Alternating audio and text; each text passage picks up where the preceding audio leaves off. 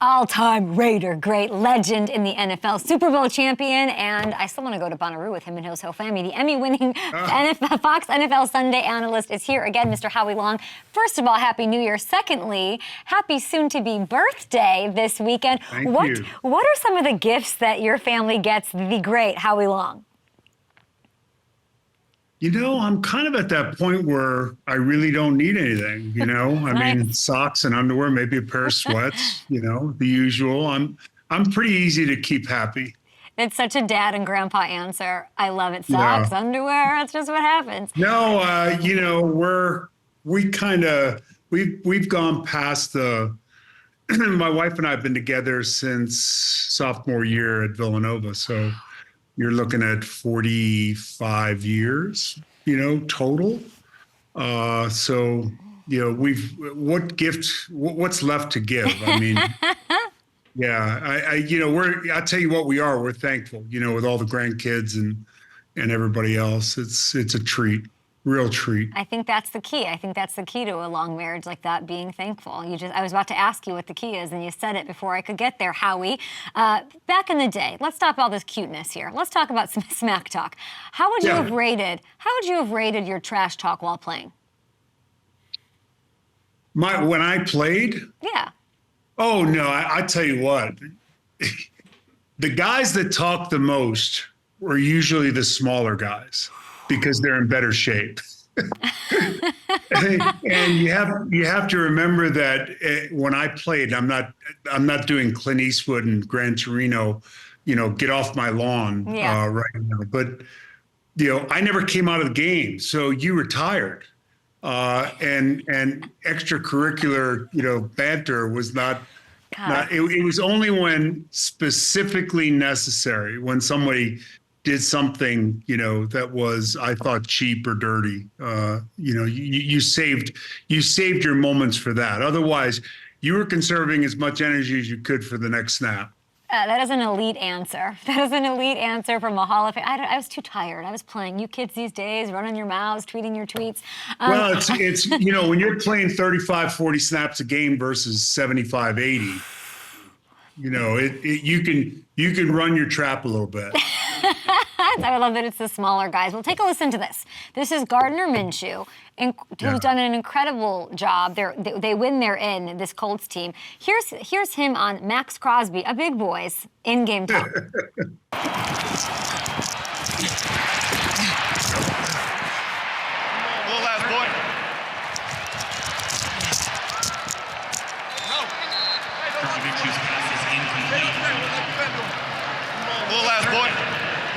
Dude, Maxx Crosby is so damn angry. Bro, he just... Like, the thing is, like, he's not really that angry. I know, right? He keeps calling everybody little-ass boy. Hey, little-ass boy. I'm like, I'm little out here, but not always, you know? I love the rationale, you know, that's going on in his head. He's kind of making it okay that Max called him little last boy. You know, Max is great. You know, Max is one of those guys He's angry. Yeah. You know, and I think, you know, look, it's not a relationship-driven sport necessarily. Fair. And that's the kind of number one guy that is in Max's sights at quarterback. So, you know, and obviously he's an interesting guy. He's an interesting quarterback. A lot of fun to watch, and he's been great for the Colts. He's been great for the Colts after losing Anthony Richardson. We'll see if they can change their luck this time up against the Texans to wrap up the season. Now, we're talking about Maxx Crosby. We've talked before about the Raiders, their coaching situation, Antonio Pierce, everything he's done. Here's what Davante Adams had to say about Pierce just yesterday. Yeah, I mean, it's obviously who I wanted. That's my vote, and I've been vocal about that, and that's you know, that's basically how the whole locker room feels, and you know, with good reason. I mean, he's come in and done a great job, and you know, he's continued to win us over. It's not just the comfortable thing. I think having AP here will be you know, it'll be good for this organization. He kind of embodies what it means to be a Raider, and that mentality, that swag, and you know, all the things that he endorses is the things that I believe in. So It's easy for a guy like me, especially having dealt with him a little bit this year now and gotten to know him and see his evolution, in front of the team and, all those things, all the different fields of being a head coach. So definitely rooting for him. Howie, you told me in November, time will tell whether he's the guy. What do you think now? Well, my position is kind of somewhat. I have to walk gingerly because I'm a Raider. I'm part of the history of the team, and certainly I'm vested in them doing well. And the Rich Bisaccia thing a couple of years ago, and listen, in the moment, it's hard to kind of make that kind of a decision. Who do you pick, to lead the football team? Do you go to hit the home run? And Rich Bisaccia was a guy that I think had captured the minds and hearts of the locker room. And, that guy in the front of the room he has to be able to get the attention of a very diverse group of people. And I think players see right through it when it's not genuine. And I think Rich had that. And, Mark, I don't blame Mark for trying to hit a home run, but I think I'm hopeful that experience will at least give Mark reason to pause and understand and grasp. And I know Mark has a pretty good idea of what the locker room's like because he's around. And I think it's obvious that Antonio is someone that has captured the hearts and minds of the players in that locker room. And that's half the battle. The X's and O's are a big part of football, but the guy that leads them, the guy that gets up in front of the room, that sets the agenda, the guy that holds people accountable. And Antonio has certainly been that guy, and I'm a big fan of his. I think you walked that perfectly. I've never heard Howie Long walking gingerly about anything, but we accomplished it here on the show. You have to understand that, I try to be respectful of decisions that people have to make in an organization that I spent my entire career with and that I'm very passionate about. And one that's really unique, and you're really good at driving that home. This is a different locker room. It's just a different history. It's a different animal. That's what it is. And we've talked a lot about the Eagles this season. Your son, of course, won a Super Bowl there. But the situation is weird. I need your help here because we talked about, you just said, the NFL isn't help me yes. Help you. Okay, I will help you with this setup here. You said the NFL isn't really about relationships, which is, true enough. I know what you were saying. But it is about trust. Trust needs to be a thing between players and their coaches and all of that. This Philly thing is weird. A.J. Brown took it on himself. He broke his silence to the media since Christmas Day about the controversial last play call versus Seattle. He said that Eagles players went rogue. They ad-libbed, they improvised on the final play, resulting in Jalen Hurts throwing a pick.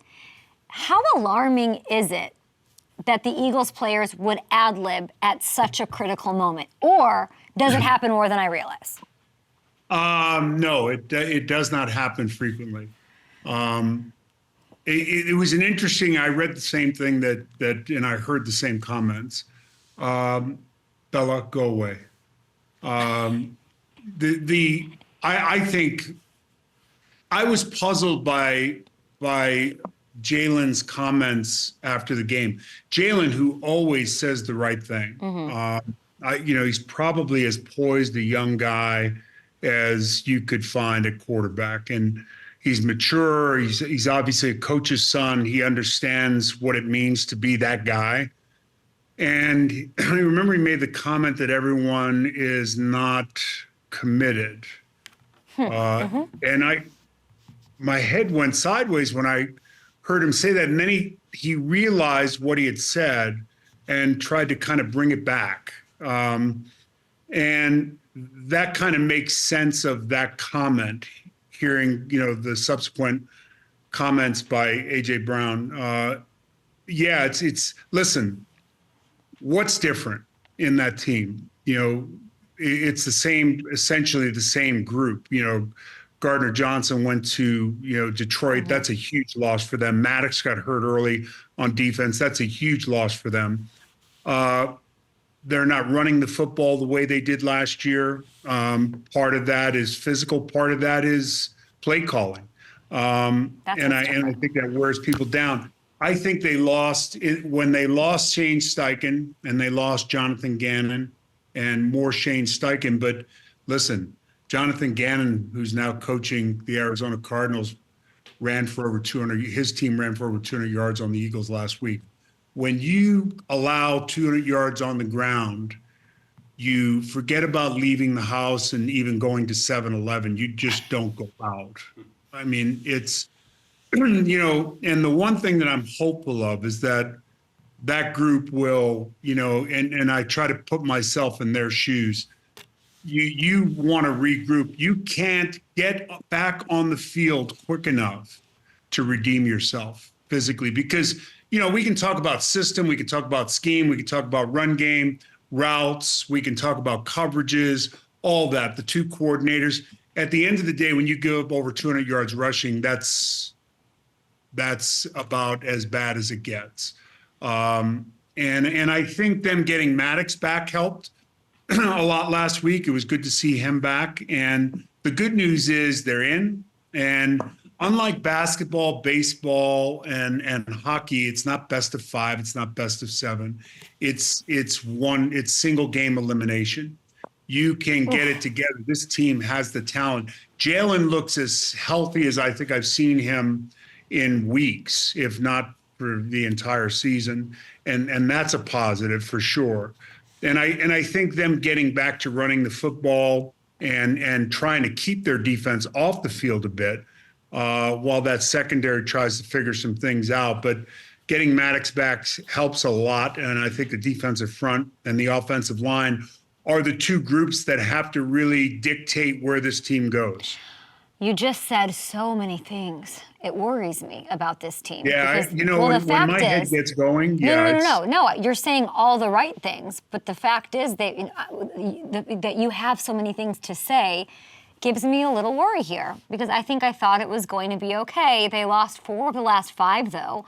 The control of the NFC East switched. You know, they switched defensive play callers. That happened. They dropped to the 5 seed in the NFC. And, you know, players are saying they trust Brian Johnson, but the actions of that audible at the end of a game, they have to win. Like, they're not on the same page. There is a trust issue. Is this a team that's one and done? You know, it's kind of like you just keep saying, wake up, wake up, wake up, wake up. Come on, let's go. Let's get going. And, you know, when you've been there, done that, and it's a long year. And, you know, here's the thing. It's a climb up Everest every year. You know, it's OTAs, it's mini camp, it's training camp, it's an 18-week season. It's a bear to deal with. And to get to this point and not put your best foot forward and give yourself the best opportunity because, you know, the suddenness of, as I mentioned, that single elimination playoff format is really a tough pill to swallow. And everything that you did prior to that, you know, like I said, the OTAs, the mini camps, the training camp, you know, the week in, week out grind, the injuries, the kind of sacrifice that you have to make both individually and as a family and all that. It was for naught, and you've got to go back down to the bottom of Everest and start again next year. So I hope they wake up. I'm an Eagles fan for sure, having had a son that won a championship there. It's a great city, great fan base who's very frustrated right now. And I hope they do wake up because I think they have the talent right now to make a run. And we'll see if that comes to fruition. I did like seeing A.J. Brown take it all on him. I feel like he didn't want to react right away.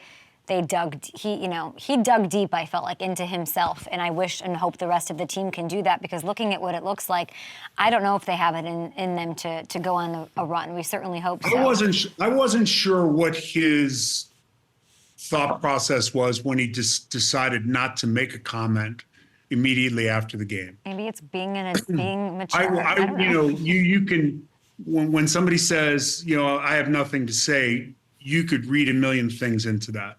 Him coming in after the fact and, giving the interview that he gave when they went rogue on the one play versus Seattle, and Yeah. the frustrations, I think, with the play calling and the new coordinators. It's been a challenge. It's been a big challenge, and it's been a big issue for this team. Losing those two coordinators was so much bigger than I think people think. It's a really great point. Howie, we appreciate you. We can see you and the rest of the gang on Fox NFL Sunday right before kickoff at noon Eastern. And Strahan better have a big sheet cake ready for you for your birthday. Oh, you know what? They're good. They're all good. Enjoy. They know I don't need much either. Maybe they'll give me a little extra time in the 100s. A couple extra seconds, Bill Richard. Let him say something on this show. I love that. Enjoy the underwear. Enjoy the socks. Enjoy the dad and grandfather gifts and just all the love from your family. We appreciate you, Howie. Thank you. Thanks a bunch. Happy New Year.